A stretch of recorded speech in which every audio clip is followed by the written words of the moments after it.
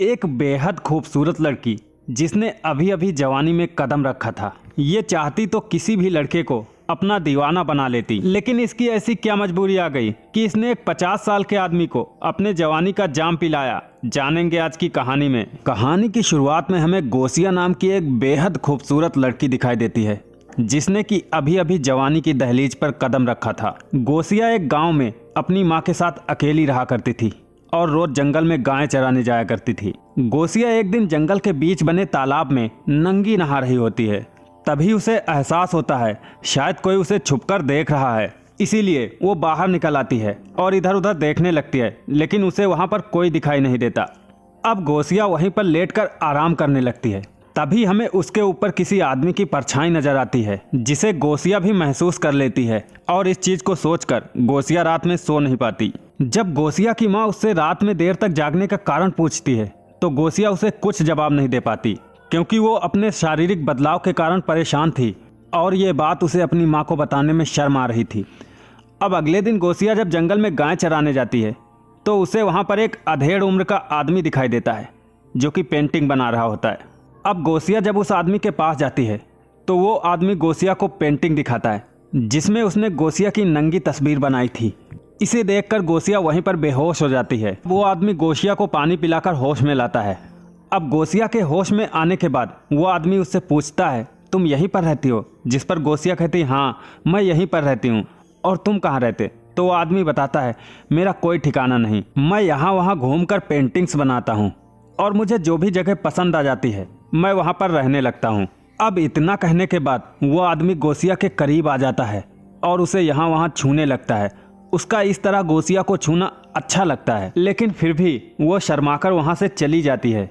अब अगले दिन गोसिया फिर से उसी जगह पर जाती है और उस आदमी को ढूंढने लगती है, लेकिन वो आदमी गोसिया को नहीं दिखाई देता। इसके बाद गोसिया एक पेड़ के नीचे बैठ जाती है। तभी वो आदमी गोसिया को पुकारने लगता है, जिसके बाद गोसिया उसके पास पहुँच जाती है। अब ये अधेड़ आदमी गोसिया को अपनी बनाई हुई पेंटिंग दिखाने लगता है, जिन पेंटिंग्स को देखकर गोसिया को बहुत अच्छा लगता है। अब गोसिया इस आदमी से पूछने लगती है, तुम सिर्फ मेरी नंगी तस्वीरें ही क्यों बनाते हो? तो ये आदमी गोसिया से कहता है, क्योंकि तुम बहुत खूबसूरत हो।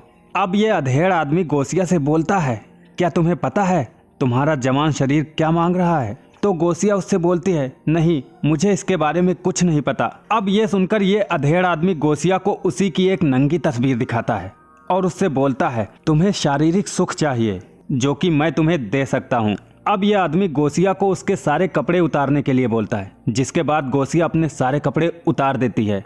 फिर ये आदमी गोसिया के शरीर को छूकर उत्तेजित करने लगता है, जिसके बाद गोसिया अपने आप को रोक नहीं पाती और फिर वो दोनों वहीं पर टपाटप करने लगते हैं। अब हम देखते हैं इस अधेड़ उम्र के आदमी से मिलने के बाद गोसिया बहुत खुश होती है और इसी खुशी के कारण वो रात भर सो भी नहीं पाती है। ये देखकर गोसिया की माँ को शक होने लगता है कि गोसिया अचानक से इतनी कैसे बदल गई। अब हम देखते हैं गोसिया रोज जंगल में जाकर उस आदमी के साथ टपाटप किया करती है। वो अधेड़ उम्र का आदमी गोसिया को प्यार करने के साथ साथ उसे दुनिया के तौर तरीके भी सिखाता है कि कैसे बैठना है, कैसे खाना है और लोगों के साथ कैसे बात करनी चाहिए। साथ ही वो आदमी गोसिया के लिए नए नए कपड़े भी लेकर आता है जो कि गोसिया को काफी पसंद आते हैं। एक दिन बारिश के कारण दोनों एक पेड़ के नीचे चिपक कर बैठे हुए बातें कर रहे थे।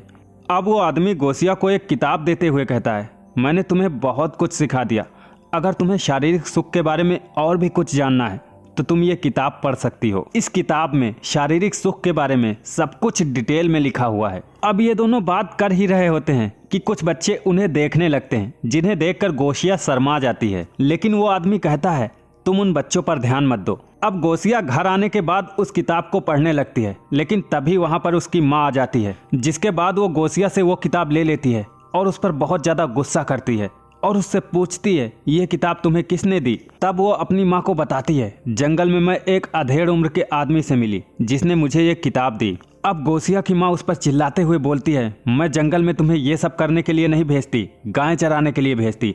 अगर तुम प्रेग्नेंट हो गई तो तुम्हारे लिए अच्छा नहीं होगा। अब गोसिया संडे को अपनी माँ के साथ चर्च पहुँच जाती है और वहाँ पर फादर के सामने सारी बातें कन्फेस कर देती है, जिसके बाद फादर गोसिया की माँ को बताते हैं, गोसिया अभी नादान है और उसने अभी अभी जवानी में कदम रखा है, इसीलिए तुम उससे ज्यादा कुछ मत कहना, लेकिन एक बार उसका डॉक्टर से चेकअप करा लेना। अब गोसिया की माँ फादर की बातें सुनने के बाद गोसिया को एक डॉक्टर के पास ले जाती हैं, जहां पर डॉक्टर गोसिया का चेकअप करने के बाद गोसिया की माँ को एक ऐसी बात बताता है जिसे सुनने के बाद उसे भरोसा ही नहीं होता। दरअसल डॉक्टर गोसिया की माँ को बताता है कि गोसिया अभी तक वर्जिन है, उसे किसी ने टच भी नहीं किया। अब हम लोगों को यहाँ पर एक बात समझ नहीं आती कि गोसिया अगर अभी तक वर्जिन है तो उसने उस अधेड़ उम्र के आदमी के साथ जो किया था वो क्या था।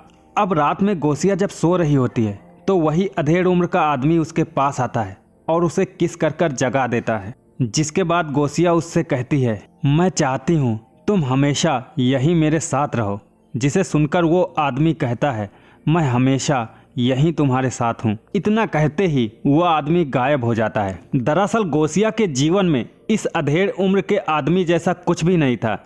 ये सारी बातें गोसिया की इमेजिनेशन थी। चूंकि गोसिया ने अभी अभी जवानी में कदम रखा था, इसीलिए वो ऐसी ऐसी इमेजिनेशन करती रहती थी, क्योंकि उसके जवान शरीर को शारीरिक सुख की ज़रूरत थी। तो दोस्तों, इसी के साथ ये कहानी यहीं पर ख़त्म हो जाती है। इसी तरीके की और भी इंटरेस्टिंग कहानियाँ सुनने के लिए चैनल को सब्सक्राइब करके वीडियो को लाइक करें।